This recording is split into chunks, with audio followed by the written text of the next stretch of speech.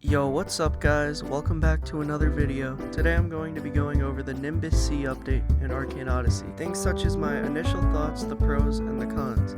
By the way, there will be spoilers for the Nimbus Sea story so far, so do be cautious and play the story yourself first if you wish to do so. And without further ado, let's get into the video.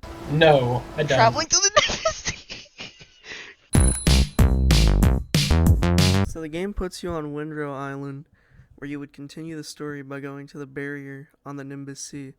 Some things to note is that it was very laggy for me, although that's most likely because I recorded this the same day the update came out, and I didn't play exactly when it came out, but I would assume you know the update's still fresh in everyone's mind and they all want to try it out. And also the game gives you permanent luck 3 until April 2nd. To make up for, I guess, there was a glitch where people's sunkens were getting wiped, so it's pretty bad. Also, it doesn't stack with regular luck, like potions, and it's until April 2nd, so if you're watching this, it's probably already past that, so sorry. The barrier to the Nimbus Sea is right behind Mount Othrius, and honestly, I think it's pretty cool how the two seas link, because you can actually see Mount Othrius in the Nimbus Sea as well. I don't know. I think that's pretty sick. Now, when you actually go into the Nimbus Sea, you get spit out at the rear end of Mount Othrius, and you have to sail to a point in the water where you get harpooned like it's build a boat for treasure or something, and you get reeled into a place called the Forest of Masts. Here you get jumped by pirates, although they're pretty easy. Then you navigate to kill some quartermasters, and then you find a big boat. Here, you sneak inside, free some prisoners, and then you get up on the deck, and this pirate captain wants to kill you. So you start fighting her, and oh, what is she? A water user. You guys know what I think of water users. So, like, ignoring my, 2 deaths, I was lagging, bro, trust. We beat her pretty easily, because, water sucks and everything. But then you get, a note or something in the captain's quarters, and you head off to Samaria, where you get escorted by the prisoners you rescued, and tell the queen about some beef, and that's it. That's the entire story so far. I know, it's kind of a lot. Now, all jokes aside, I do have respect for the actual cutscenes on the story. I think they're pretty cool, and the boss isn't too bad either.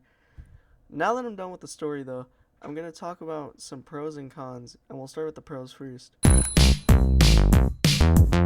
Now, the one thing I honestly didn't think would be a pro is the reworked arc spheres and armor for, each, stat build. Except for weapons, I think. I don't think there's any armor for weapons, or that gives a bonus to weapons. But basically, if you don't know, arc spheres used to just give a lot of power, and that's it. Now, arc spheres auto-convert when you equip them. So, arc sphere collectors, I don't know if it actually affects them. I think you do have to equip it, but I don't know. Maybe they like equipping the different types of arc spheres, then that's sad. Sorry for them. But the arc spheres now go off of what type of magic. So I run lightning, so I get a boost in attack speed and agility, as well as some additional power. I think they all have just less power. I'm not sure though. And personally, I think that's great, cuz I don't know, it just allows you to use your magic. I got some lightning mancer robes as well to go with that, and I think there's also the arcanium bracelets, which I think they already had beforehand. Overall, I think it's just kind of a good idea, as well as the fighting style stuff and even vitality armor, which allows you to use vitality builds. Now, they're not a full thing yet, but I don't know, I think it's pretty cool how you can actually benefit off of having points put into the vitality stat now. Speaking of stats, let's talk about the new stats. The new stats, I think, are also pretty good. I think the new stats are resistance, armor piercing, and regeneration. I think, from the top of my head. These are great. And I feel like it adds a lot to stat builds as well. You get more options. I feel like that's really great. Another thing is the design of the islands. I'm pretty sure Vetex had help with 2 people made two of the islands, but overall, like even like just the wilderness islands, I just they're just good. My personal favorite is Draco's Arch because it's like a big dragon skeleton, and I don't know if you guys could tell that I like dragons, but I think I think that the actual designs of the islands are, they're welcome, and that's good. And some extra like little bonus things is like I'll put some up on screen right now. Just a couple of my favorite ones because I can't really think of any off the dome, but I don't know. I think just the overall quality of life for the update, even though it's just a part one and it's not complete, I think like I can appreciate that. But now that we're done with the pros, let's talk about the cons. All right, guys. Well, voice crack. Okay. All right, guys.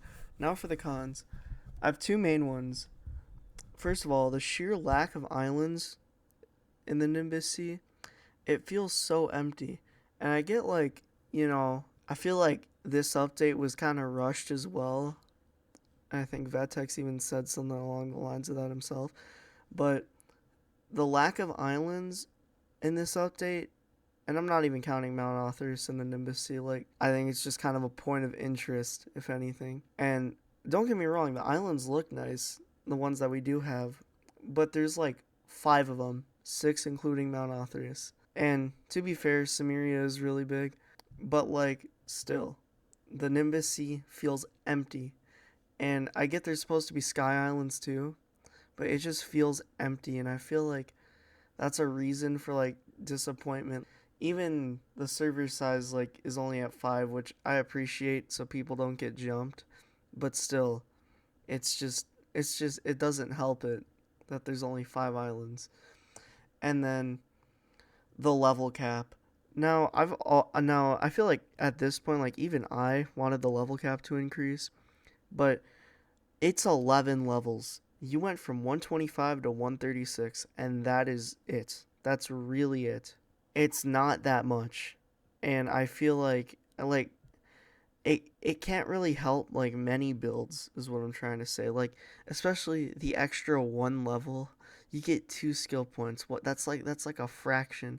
I mean, I guess it's welcome, but like still, it's just not a lot, especially with like the nerfs of like all the spell scrolls and technique scrolls for magic and fighting styles. You have to like build specific like warlocks, conjurers, warlords. They could still use those scrolls as like a hybrid build, but you have to like put more points into. So like if you want to use javelin, you have to have 150 into magic. And as for the pulsar and that nerf, I mean it just makes it so we have to have even more levels as a hybrid build. Hybrid builds get hit hard with this, man. But I feel like everyone was kind of disappointed with the update. I went in like fully expecting like I knew Vetex wasn't done, and I feel like that's what you should do with every update. And personally, I think the pros kind of outweigh the cons. Like I feel like it's such a game changer having more magic items, and then fighting style and even vitality items is just it's just I don't know, it's just cool because and like the new stats, I feel like those outweigh like the cons of just like lack of features in the Nimbus Sea. But like overall, I think the update like I feel like everybody sets their expectations too high. Vetex for the most part, I'm pretty sure is like a solo developer. Besides like there might be like assets or um models or like for example the two new islands. Well, like two of the new islands were modeled. I'm pretty sure by different people. But I think like most things Vetex is doing by himself, so you honestly have to cut him quite a bit of slack because I'm sure that's got to get tiring. And overall, I think the update like if I were to give it like an out of 10, I'd give it like a 6 or a 7. I don't think it's that terrible, honestly. I think just like it adds a, like, the level cap increase. Yeah, I'm putting it as a con, but like it can still help people.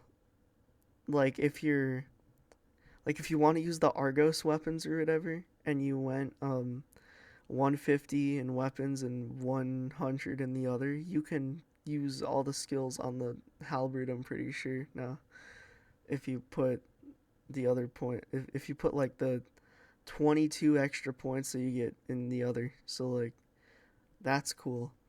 I'm not like super disappointed with the update, like I feel like other people are, but it definitely, I'd say, like kind of lacks in replayability from like, if you so obviously you can play on it with, other your other builds, but like the thing like with the Dark Sea update, which I don't think I ever touched on, is it's so replayable.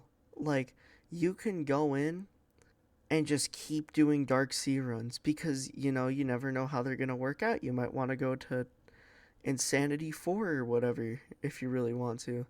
I feel like that added something to Arcane Odyssey that, like, I just like making builds, but that added something to Arcane Odyssey that I think, like, it's replayable. Like if you want to grind it out, you really can.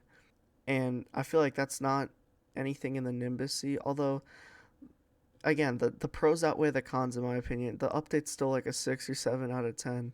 And like it's not that bad. It's just I can see why people like probably don't like it, and I could see where you could get bored, but I don't know. I'm kind of in the Arcane Odyssey mood right now, so I don't hate the update, but that's pretty much the video. Let me know what you guys think of the update down below in the comments, and list your favorite feature, your least favorite feature, stuff like that. If you enjoyed me talking about the update, I'm glad, and I'm going to try to post more. I have a lot of ideas for videos. I just need to do them, and I have already some videos pre-recorded. I just need to post them.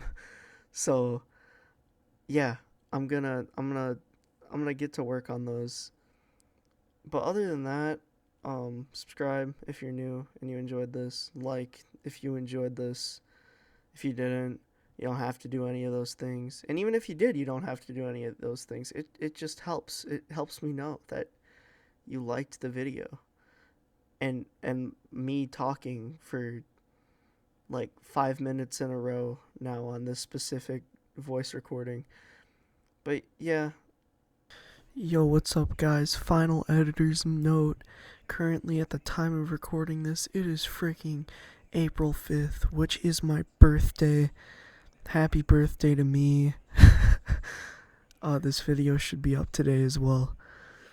So, my gift to you guys is a video. But, thanks for watching. This is the oldest I've ever been, which is 17. This is the oldest I've ever been in my life, and I honestly just thanks guys for the support. I want to post more. But yeah, thanks for watching. I'll see you later.